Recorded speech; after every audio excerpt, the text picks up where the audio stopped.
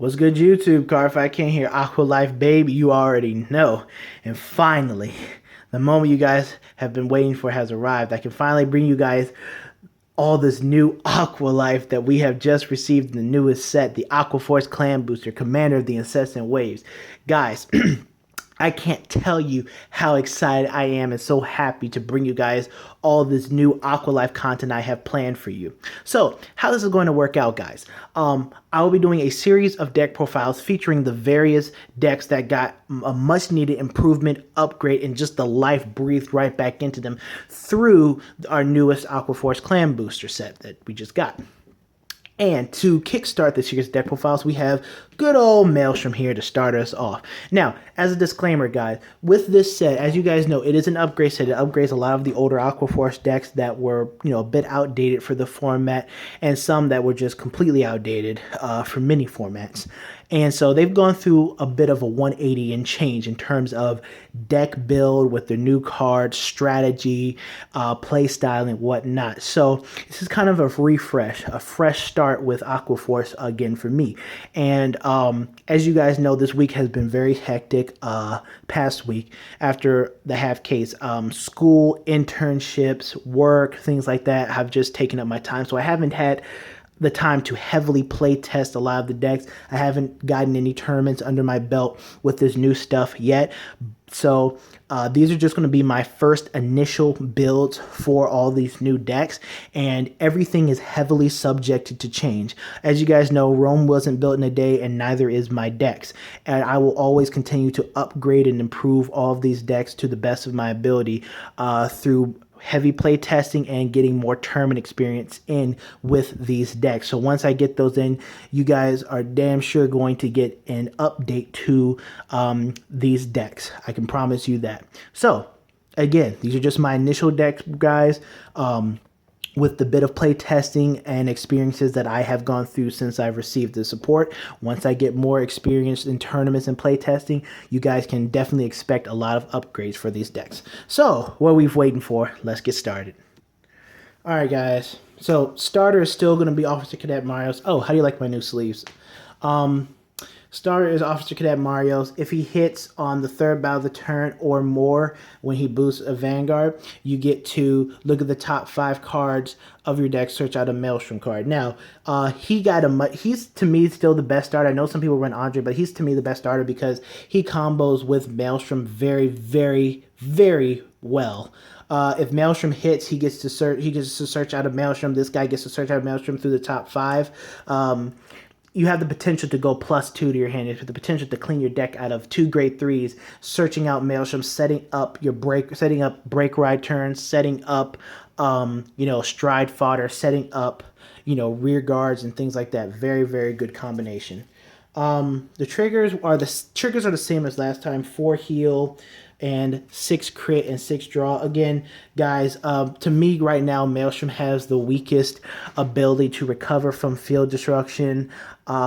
It has, it does have a great turn 3 rush with all these cards, but especially in my format, which is heavy on field control and field destruction, I need to be able to see my rear guards. Rascal Sweeper is a key part of it. Tidal Assault, Stasia, I need to be able to see them. So I took a more defensive trigger lineup in running the extra 2 draw triggers so that I can see them, especially if people are going to be playing the grade 2 game, which I don't really advise against Maelstrom, but since that is going to be a bit of a thing, draw triggers are a great trigger to hit during the grade 2 game. A valuable 5k shield that nets you an extra card is very, very good, especially if your opponent's playing a grade 2 game or you're stuck. Helps getting those extra units to your hand. All right, on a grade 1. And obviously the Maelstrom crit and Malika draw trigger. Malika's too good, gives the +3 power, and the Maelstrom crit because it's a Maelstrom crit and, gives your Vanguard the Silent Time ability. All right, on a grade 1. Alright guys, so for grade 1, we have the newest card from for our stuff. It is Blue Storm Shield Homeros. So he's a very, very good card that I would definitely recommend playing in your Maelstrom deck. Very, very good. So what he does is he can when you he's a G perfect guard, but only for Blue Storm. He can only perfect guard you if you have a Blue Storm Vanguard. Please, please, please do not play him in Tetra Drive or Thavas or Ripples. Whatever you do, don't play him in those decks because they do not have Blue Storm in their name. I've seen this happen on YouTube and a lot of times on Cardfight area where you gotta tell your opponent, well, you don't have a Blue Storm Vanguard, you can't perfect guard, so no guard? Yeah. So guys, he can only go perfect guard Blue Storm. Just wanted to make that clear. Next ability is that wave third time or more after he boosts, if you have a Blue Storm Vanguard, so you can Soul Blast one and bounce him back to your hand. Very, very good card. Helps create columns like with the 12k attacker, 18k column on the third battle. Then you can bounce him back to hand. Force a 10k shield out, then bounce him back to your hand so you can perfect guard him for next turn. You can boost Tidal Assault. So this guy helps with numbers on the field where you need a booster, and then he returns back to your hand to guard you. So he's a very, very flexible card in this deck. Very good. If you have a Blue Storm Vanguard, if you don't, please do. For Stride Name, this deck for right now, guys, is still more Stride focused, as Lambros is still our main win condition. He is our beast, and so that's why I'm running 4 Stride Enablers, just to have more of a heavy emphasis on striding for right now. But again, that is subject to change through more playtesting. Next card, guys, I have for you is 3 copies of Battle Siren Stasia. Stasia is still a very, very good card, guys. The reason why I moved up to 3 copies of her in the deck is because I needed more ways to hit the 4th battle. If I'm not drawing into Tidal Assaults or Rascal Sweepers and whatnot, then Stasia is that next card. And sometimes you can't even build a Rascal Sweeper column because your hands and whatever might be kind of like that. Your fields might look like that. And so in those type of situations, she's a very good 4th battle enabler because of that back row poke for 9k, and she's also a good stand target for Lambros too. So having her as just an extra potential fourth battle name was very good. And yes, Rascal Sweeper column takes up a column, so that means that you set her up behind your Vanguard if Marios gets blown up, or you set her up in another column that is to be boosted or whatever the case may be. But she's still a very, very good card to have on the field. Can be very annoying for your opponent to deal with.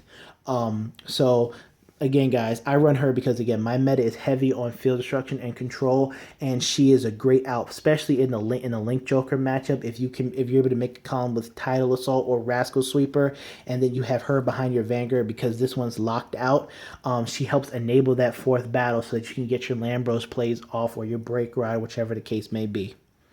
All right, and then last but not least, we have 3 copies of Blue Storm Battle Princess Theta. I've been talking about how good she is, guys, and she is very, very good.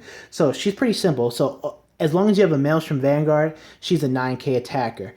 And on wave 2 only, so second battle only, she's a 12k attacker. She gains an extra plus 3k. Why is this good? And she's a decent 7k booster, but why is she really good? Because she is a card that was created to support your Rascal Sweeper column. She was created to support that Maelstrom style of play where you have like you have your switch column, you have your Rascal Sweeper who attacks for 11 and then switches, and then you have the second battle, another poke. I usually call it a poke column. She is for your poke column. Very, very good card. Being a 12k attacker on a second battle definitely helps this deck. Helps you control the opponent's front row. Helps you poke out and force out some annoying guarding and shielding that your opponent does have to throw out at you. So she's a very, very key card in keeping your Rascal Sweeper column alive. And she, again, by her being created for that type of thing, it allowed for more room for Stasia. It allowed for me to reduce certain things in the grade 2 lineup. So she's a very, very good card that is definitely needed for the Maelstrom deck, and I definitely recommend you guys playing her. All right, on to grade 2. All right, guys, so for grade 2, we have 3 copies of Gregorius. He's the 12k attacker for Blue Storms. Just, again, another solid card to put in your Rascal Sweeper column. That consistent 12k is very, very, very powerful in that column for poking, and also he's a great restanding target for your Lambros. And then actually, if you have like Theta and him in the same column, that 19K column, during the grade 2 game, or if your opponent's playing the grade 2, they're stuck in 9K, it's still very good for forcing a 15K shield on, on certain cards that your opponent might feel are very key to their strategy. And then 4 copies of the tile. So I talk about him way too much. He is too good for the deck. He helps enable the 4th battle. He's very, very good in the Link Joker matchup. Having him and Stasia on the field in the Link Joker matchup is very, very key. If you have a column locked out, you can put him in a Rascal Sweeper column, or if they lock Rascal Sweeper, you have him. He can get off 2 attacks, even though 1 might not hit. Sometimes it's not about the attack hitting, it's about you getting there, getting to that 4th battle, enabling your Vanguard to do what he needs to do to help you, get good value out of your turn, help you win the game. So again, attack, swipe, restand, -5K, attack again. Then you can have if you have a Stasia in the back row, she'll swing for 9, then enables your Vanguard on the 4th battle, Break Ride or Lambros to do what you need to do. All right, and then obviously for Rascal Sweeper is probably probably the key switcher. He is the embodiment of the Maelstrom gameplay style. As long as you have a Maelstrom as long as you have a Maelstrom Vanguard, he is an 11K attacker, and his second ability on the 1st battle of the turn, when he attacks his opponent's Vanguard, after that battle, you get to switch with the unit behind you, and if you have 2 in the same column, 11 switch 11. Pretty simple. Very, very key card. Again, this is why Theta was made to help go in the column. 11, switch, 12. Easy. All right, on to grade 3. All right, guys, so for grade 3, we have 4 copies of the new, updated Blue Storm Dragon Maelstrom. Good old buddy. All right, so what he does is he's a break right now. I wish that he got a Legion Revival, but we'll save that for another day. So he's a break ride. So what he does is when you ride your Vanguard on top of him at 4 damage, limit break 4, you counterblast 1. Your Vanguard gains 10,000 power, and the auto ability that when it attacks an opponent's Vanguard in the 4th battle of the turn or more, you get to retire 1, draw 1, and your opponent cannot guard with grade 0 cards from their hand. So he turns your Vanguard into a Silent Tom that gets pretty much a plus that you go +2 off of, killing an opponent's unit and drawing a card. Pretty good break right skill. And then his second skill, like I said before, if he hits an opponent's Vanguard on the 3rd time or more, wave 3 or more, you get to search out any Maelstrom grade 3 unit from your deck and add it to your hand. He helps filter your deck out of Maelstroms, which is very, very good. He sets himself up and sets you as a player up for future plays. Very, very good card. Now, I'm going to be very brief with this. You're going to win most of your games on Lambros. Lambros is going to win you a majority of your games. Restand 2 units, 10,000 power to each on the 4th battle of the turn or more. I mean, that's just, godlike for Vanguard. It's amazing. His break right skill is good because if you do break right Glory Maelstrom on top of him, it is an unblockable attack, but you rather break right him at 5 damage so you can actually do that. And if your opponent's at 5 damage, then they have to find some way to guard it, because you will be cross-written, so your opponent will need to intercept for at least 15k in order for it to force a 1 to pass. Obviously, if you have like Angel Feathers and things happen like that, then whatever it is. But what I will say is, guys, that his break right skill is very good, but you will win a majority of games on Lambros. Lambros is your beast. Feed your beast. He is your primary win condition. If your opponent's sitting at 4 or 5 damage, their hand is probably like 5 cards of hand or whatever the case may be. You can break right Maelstrom, and your opponent can still has probably a higher chance of surviving that than they do a Maelstrom, because for both Vanguards, you still have to reach the 4th battle in order for their skills to go off. And you getting the plus is nice, but sometimes that's only just going to prolong the game longer than you need to be. Lambros is there to finish the game there. You're not going to get a freaking cookie or an award for break riding Maelstrom and trying to win the game without using Lambros. No one's going to sit there and applaud you and hoist you up in the air and whatnot. That's just not going to happen. No one's going to care. All that matters at the end of the day day is, did you get the win or not? That's all that matters. And then everything that everything that follows comes thereafter about how you did it and whatnot. So if Lambros is what's going to get you, victory in that situation, if I can hit the fourth battle and I can go into Lambros and hit the fourth battle, then I'm going to do that. I would rather go into Lambros than break ride Maelstrom. And there are some situations where you can, if your opponent has survived your Lambros somehow and you do break ride, then by all means do that.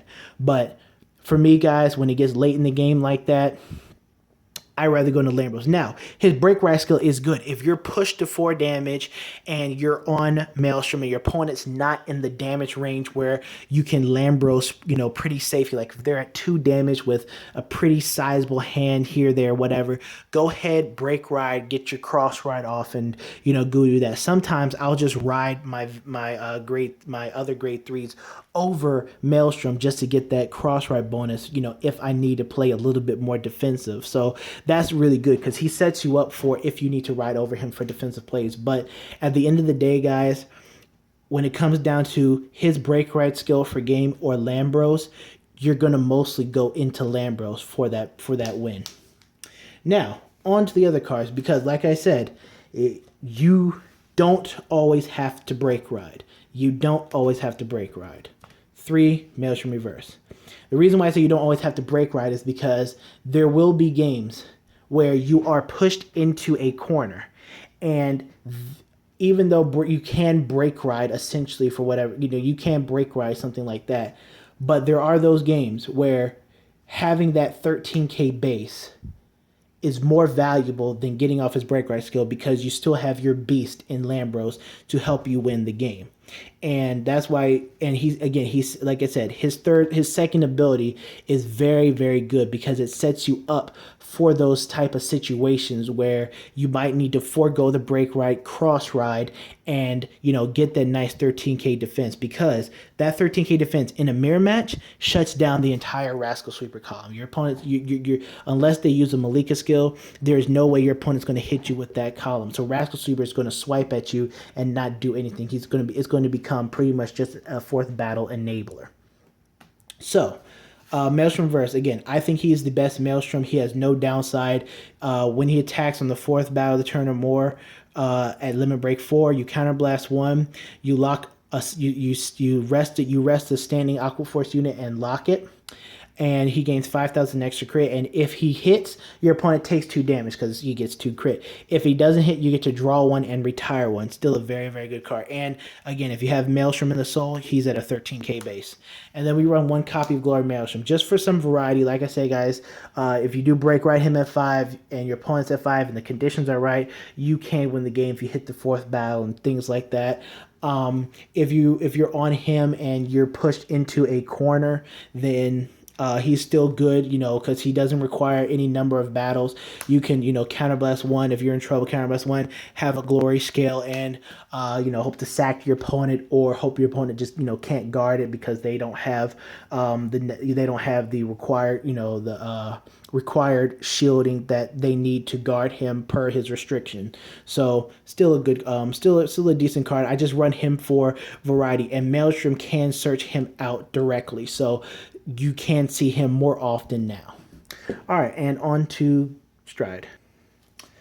All right, guys, so for the Stride deck, I am running 2 copies of, I call him General Akinu because he kind of looks like the general from One Piece that killed Luffy's brother Ace. But besides that, One Piece is so good.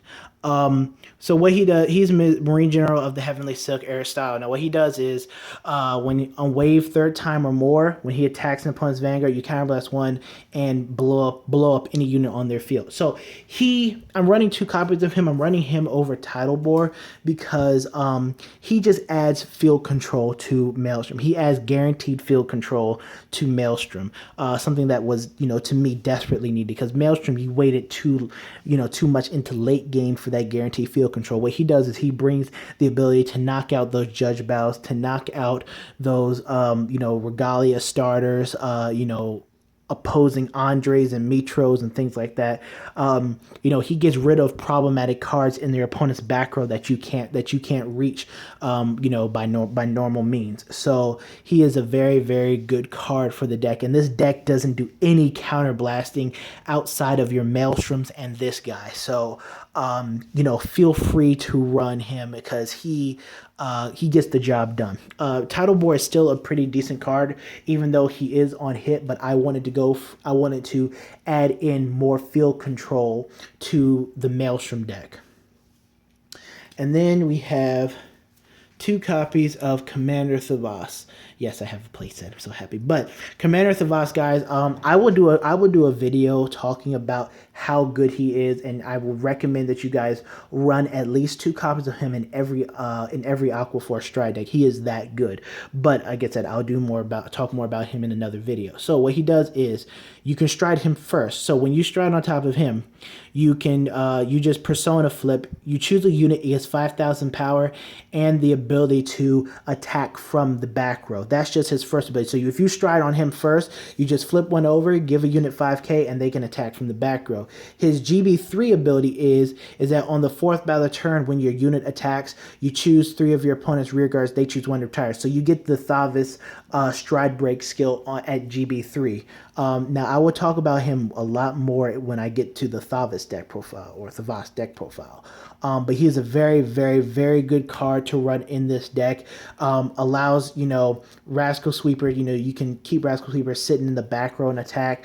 You can move your Tidal Assault down, put him at 14k. You can protect a unit. He allows you to protect a unit from normal front row attacks for Narakamis and things like that. He is just an amazing card, guys, and I definitely recommend you guys running him.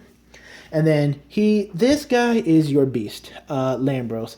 I can't say enough about him. He is just too good of a card. He is our main win condition. 4th battle or more, when he attacks, choose 2 of your rear guards, stand them, and if you have another unit face up, so he's your 2nd stride or more, they get 10,000 power. He closes out games. This is what you guys will win a majority of your games on. You're not going to get a cookie. You're not going to get an award, whatever the case. You're not going to be hoisted up in the air and cheered and hailed throughout the streets of Greenspire. That's where I live in Maryland. If you don't win on him, that's just, for whatever the case may be. He is your beast. Feed your beast. If Lambros is what's going to bring you victory, you do it. I win a majority of my games with this deck on Lambros because he is that good of a unit. Now, Tetraboil, we'll talk about Lambros more with Tetraboil and things like that when I get to that deck. But for this deck profile, for the sake of this deck profile, Lambros is your beast, guys, and you will be winning a lot of your games on Lambros. He is what's going to bring you games with the Maelstrom playstyle. All right, but that's the deck profile, guys. Hope you guys enjoyed it. I know it's pretty long, but I wanted to, get my thoughts out and give you guys information about what I think about certain cards, especially when it comes to your win condition per, how I've been play testing and things like that. So, hope you guys enjoyed it. Stay tuned for the next deck profile. Haven't decided on which one I'm gonna do yet, but you guys comment down below. Let me know what you guys want to see as the next deck profile, and we'll get to it. And it's not gonna be the Legion one. You have Tetraboil, Ripples, and Thavas. So Cardfight King, and we're out. Peace.